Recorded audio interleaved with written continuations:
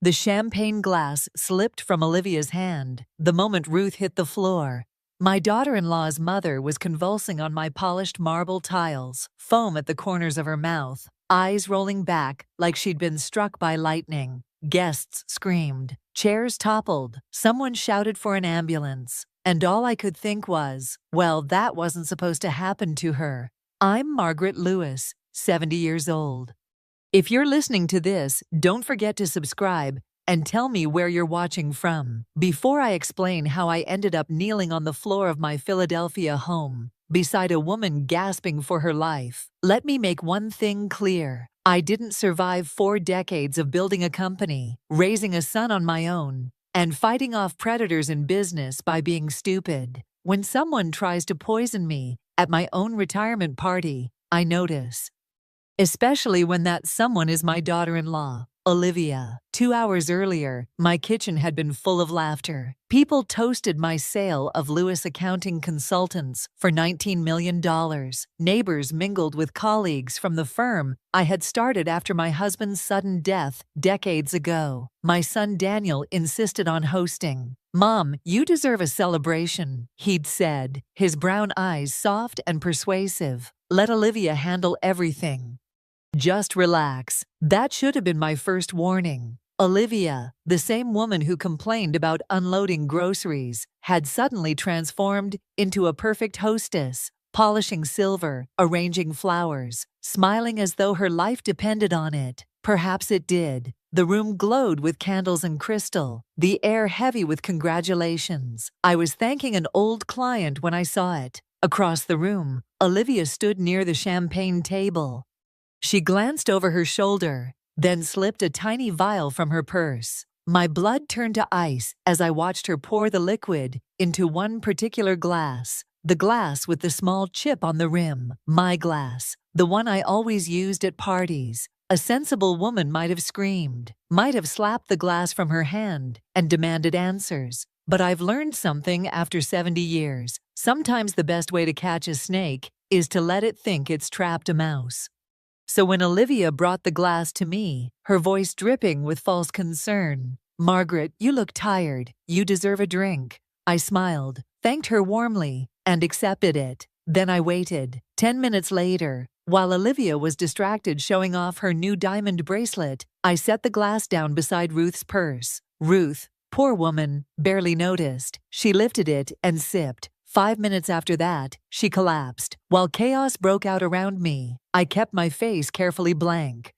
Because I knew something no one else in that room understood. That poison wasn't meant for Ruth. It was meant for me. 2 hours before Ruth's collapse, the evening had looked like a dream. My Philadelphia townhouse sparkled with lights. The air smelled of roasted lamb and champagne bubbles, the sound of clinking glasses floating through every corner. I had just signed away the company I had built from nothing. $19 million transferred to my account.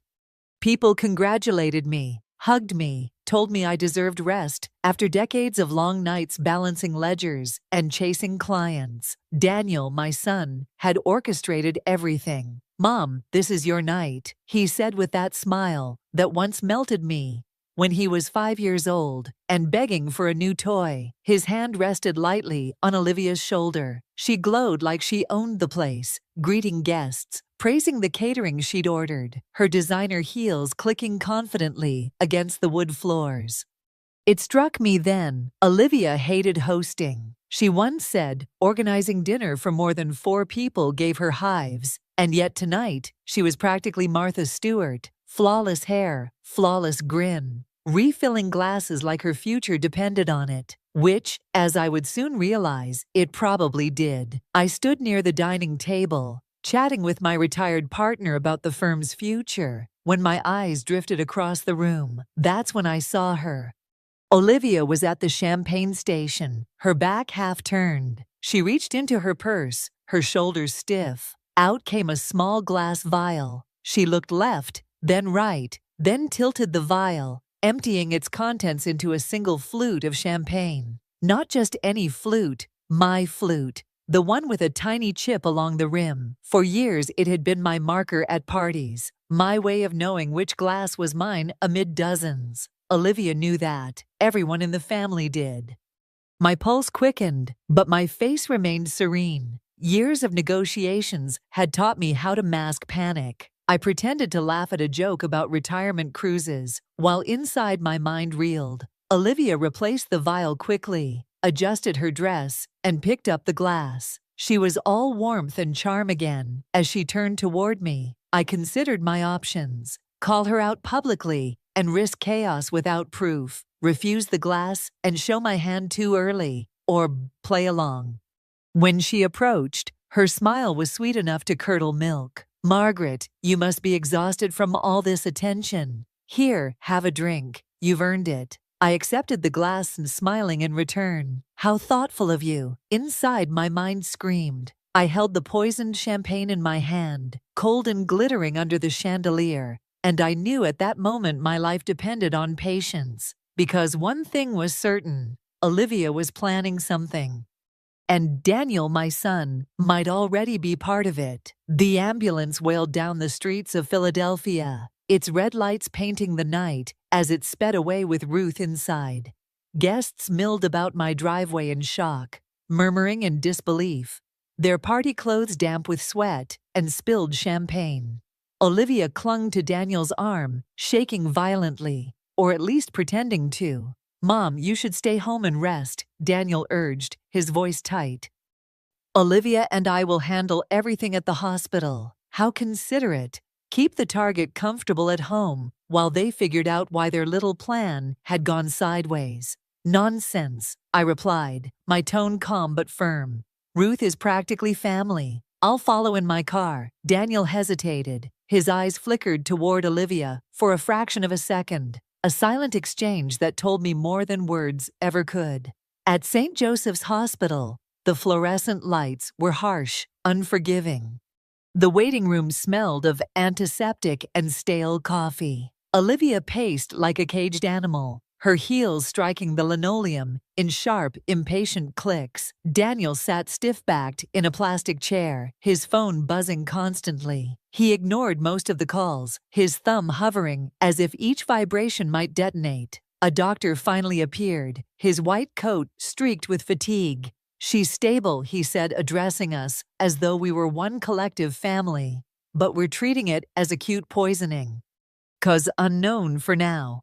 "Poisoning?" Olivia gasped, her hand to her chest. "That's impossible. She must have reacted to her medication." I watched closely. Not genuine fear, not grief. Her eyes darted too quickly, her breath caught a second too late. It was the performance of a woman desperate to control the narrative. "What kind of poison?" I asked softly. The doctor glanced at his notes.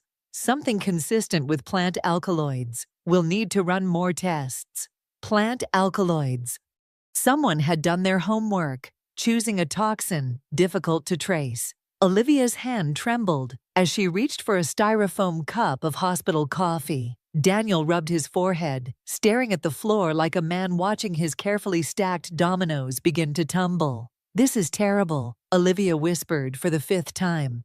"Poor Mom. I just can't understand how this happened." I patted her shoulder with grandmotherly gentleness. "These things are often mysterious, dear. But it is lucky she didn't drink more of that champagne, isn't it? She only had a few sips." Olivia froze for half a breath. "Champagne? You think it was the champagne?" "Oh, probably nothing," I said with a dismissive smile. "Just an old woman's silly thought." But I saw her face pale. Her hands shook harder. And right then I knew. She realized the poison had landed in the wrong glass. Back home, I couldn't sleep. I brewed strong coffee at dawn and sat at the kitchen table with a yellow legal pad, listing everything I knew about Daniel and Olivia. Patterns emerged. Ugly patterns I had ignored for too long. Their boutique furniture shop up in Old City hadn't turned a profit in 2 years. Their mortgage on that oversized house outside Philadelphia was more than their income could reasonably cover. The shiny BMW and Olivia's designer wardrobe. All smoke and mirrors, purchased on credit, stacked on credit, like a house of cards, one gust away from collapse. I had always told myself it was just a rough patch, that Daniel was working hard and Olivia would mature. But as I tallied the gifts I had given them, private school tuition for Ella, the down payment for their house, thousands here and there when Daniel claimed business was tight, the total made my stomach twist. Nearly $200,000 in 5 years.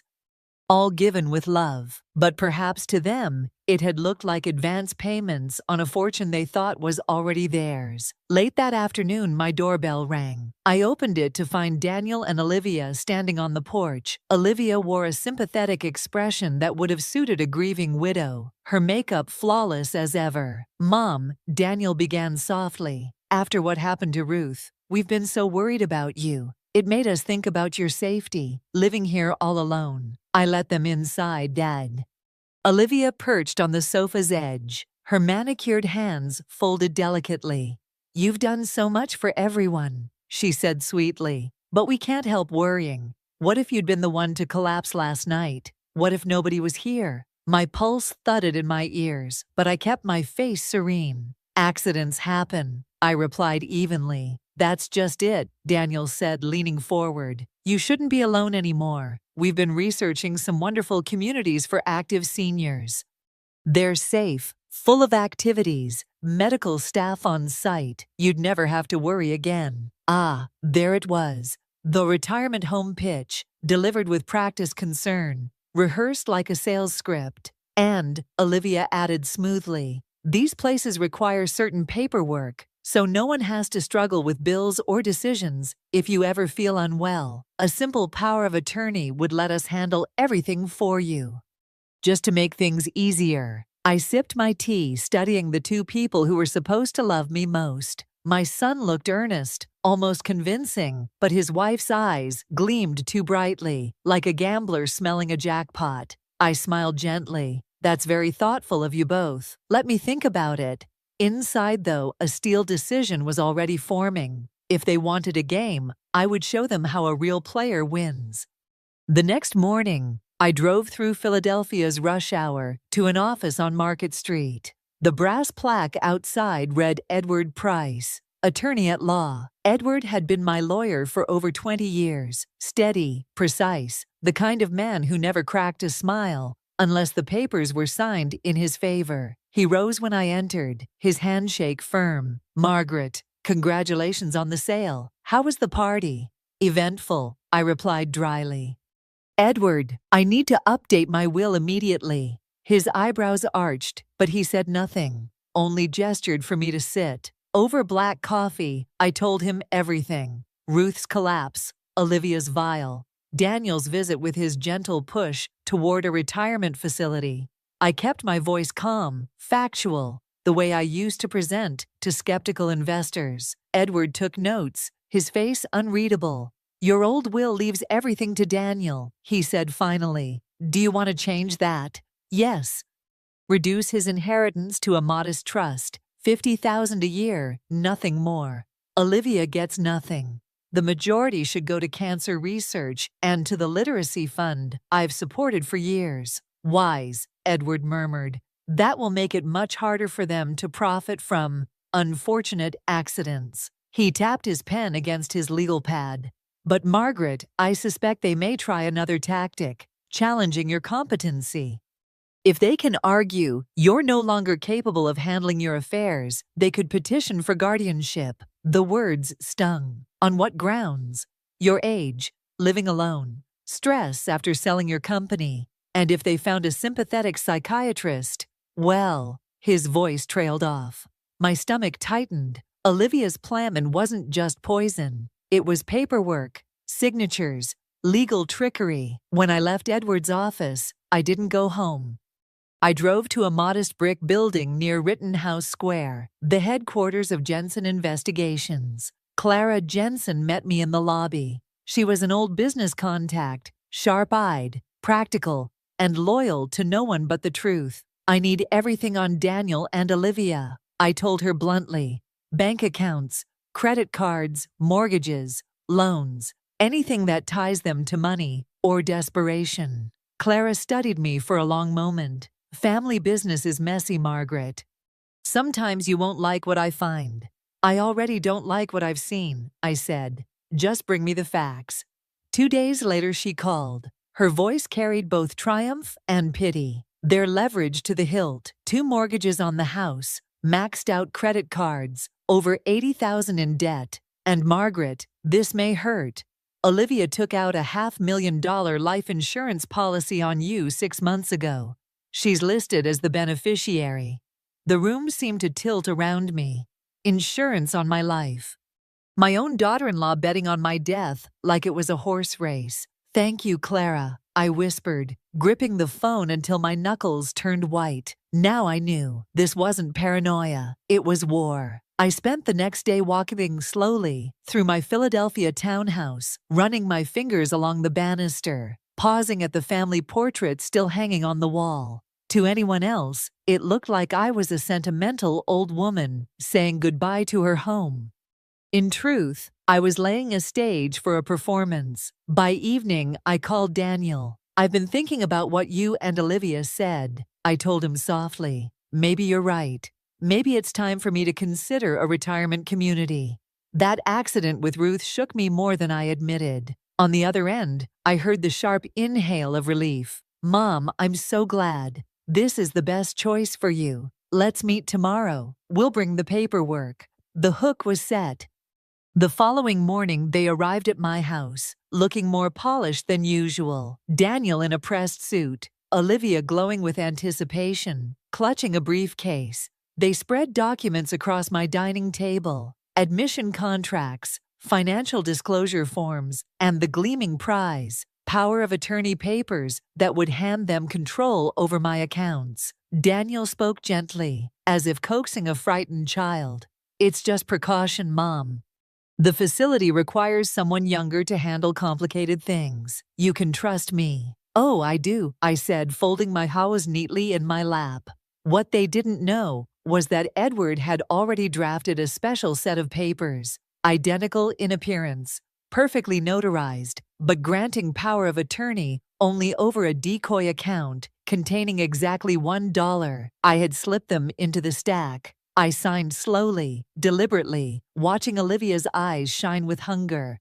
She whispered, "Finally," under her breath, too quiet for Daniel to hear. When they left that day, they thought the fortress gates had fallen. They thought they held the keys to my fortune. That night I met Edward again. He handed me copies of the fake documents and nodded approvingly. You bought yourself time. Now we wait for them to show their hand. But I wasn't finished. I called Clara. The police need to know about the champagne. Give them everything. She did.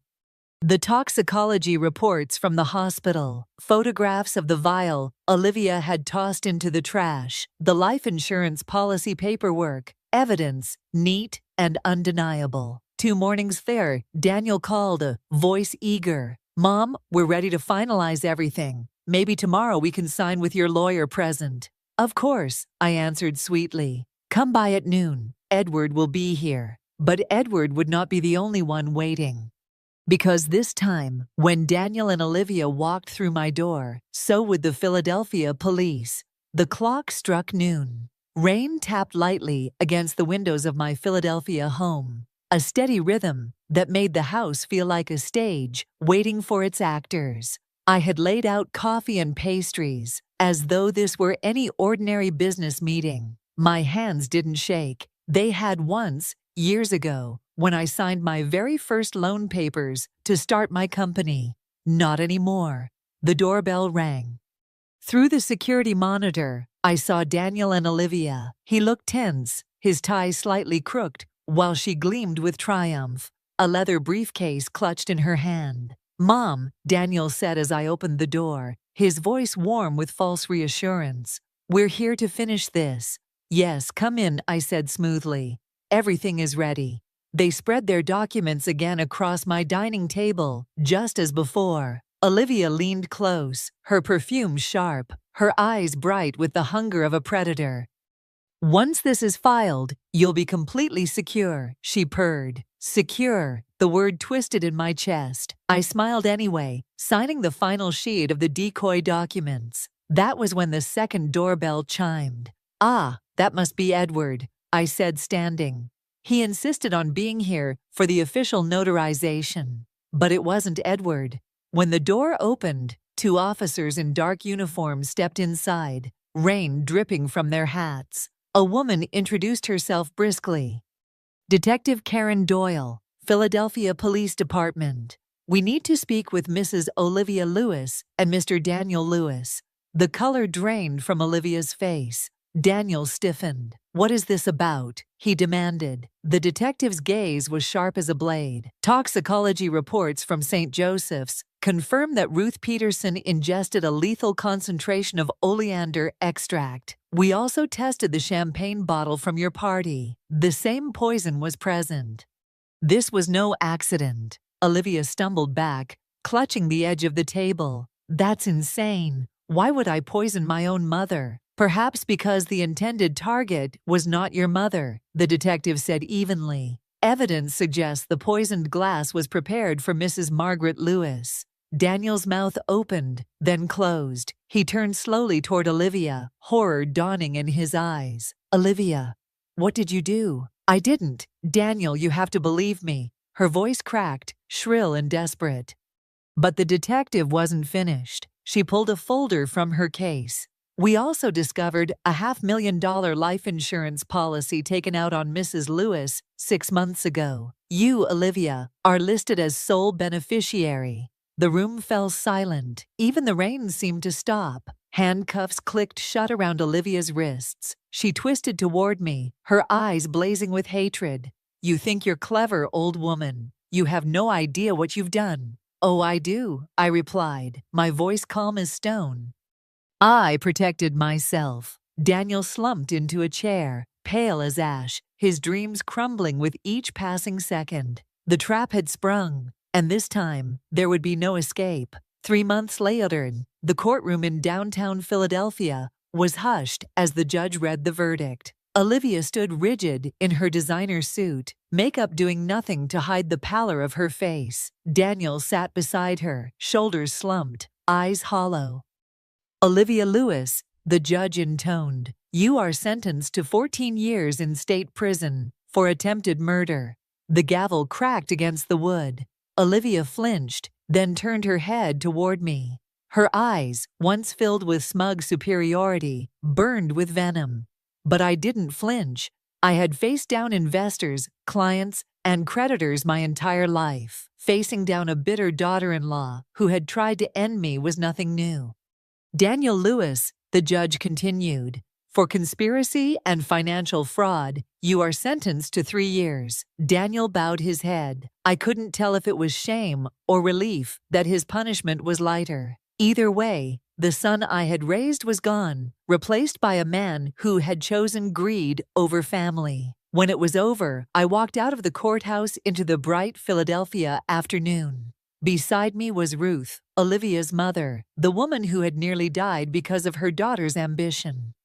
We had become unexpected friends in the weeks since the poisoning. Twice a week we met for coffee, sharing stories of betrayal and survival. Two widows bound together by tragedy, yet stronger for it. Do you regret it? Ruth asked one morning, stirring sugar into her tea. I thought about that question often. Regret. Did I regret defending myself? Did I regret seeing my sons sentenced to prison? I regret what they chose to become, I told her honestly. But I don't regret standing up for myself.